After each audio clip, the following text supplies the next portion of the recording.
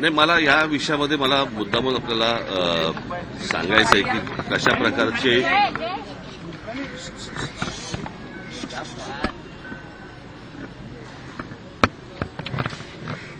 प्रकारची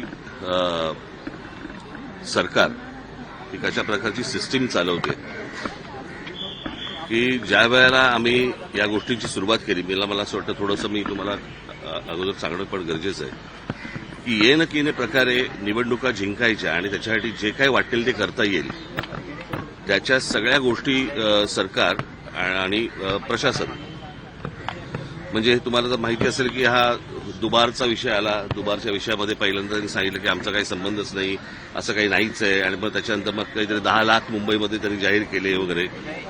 मग त्या दुबारनंतर विषय आला की व्हीव्हीपॅटचा, की यावेळेला आम्ही व्हीव्हीपॅट वापरणारच नाही. त्याच्यामुळे आता आम्हाला कळतच नाही की दाबलेलं बटण कळलं का हे बरोबर त्या चिन्हावरती गेलंय की नाही ते दाखवायला काही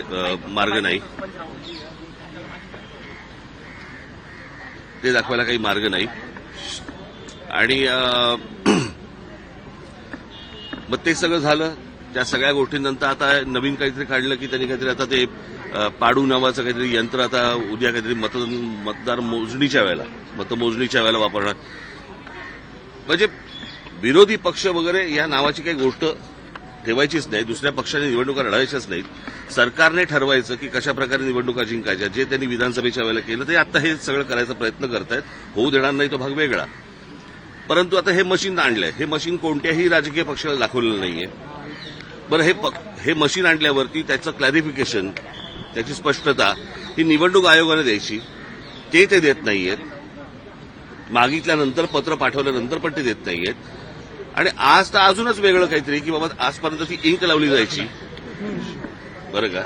आता काहीतरी नवीन पेन आणलंय आणि ते पेनमध्ये इतक्या तक्रारी सगळ्या बाजूनी येत आहेत की तुम्ही बाहेर पडल्यावरती त्याला जर सॅनिटायझर लावलं तर ती शाई जाते. म्हणजे आता कालचं घ्या तुम्ही, एक दिवस वाढवून दिला उमेदवारांना की तुम्ही मतदारांपर्यंत जाऊ शकता. आता हा असा कुठचाही नियम नाही जो कोणत्याही निवडणुकांमध्ये वापरला नाही. तो अचानक नवीन आणला. म्हणजे ते म्हणजे परत ते कशासाठी पैसे वाटायला.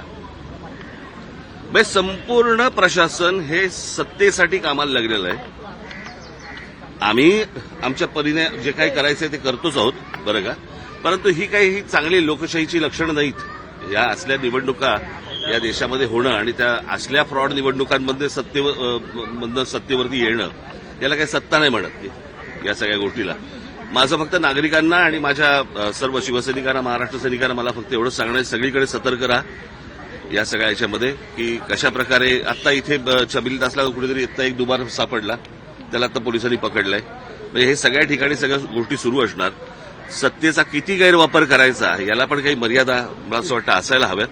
परंतु नागरिकांना आणि मला असं वाटतं की तिथल्या माझ्या शिवसैनिकांनी आणि महाराष्ट्र सैनिकांनी याच्यामध्ये सतर्क राहावं आणि कोण दुबार येत आहेत आणि कोण शाही पुसतायत आणि काय करतायत याच्यावरती त्यांनी लक्ष ठेवावं, एवढीच फक्त इच्छा.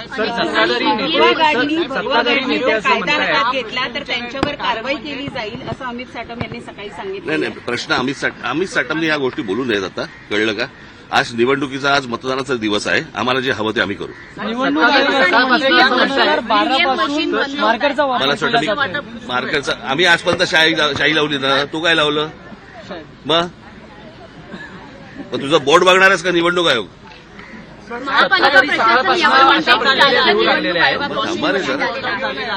सत्ताधारी सकाळपासून अशा प्रतिक्रिया देऊ लागलेल्या की मुंबईच्या सत्ताधारी असं सकाळपासून मतदारांना आवाहन करतात की मुंबईच्या विकासासाठी म्हणून मतदानासाठी बाहेर पडा. मग आणि शाही पुसा,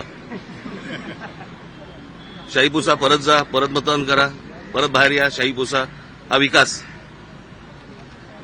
ठीक आहे. आपण सतर्क करावं. आणि मला असं वाटतं की आपण सर्व पत्रकार बांधव भगिनी, आपल्याला पण माझी विनंती आहे की या सगळ्या गोष्टींवरती आपण बारीक लक्ष ठेवावं.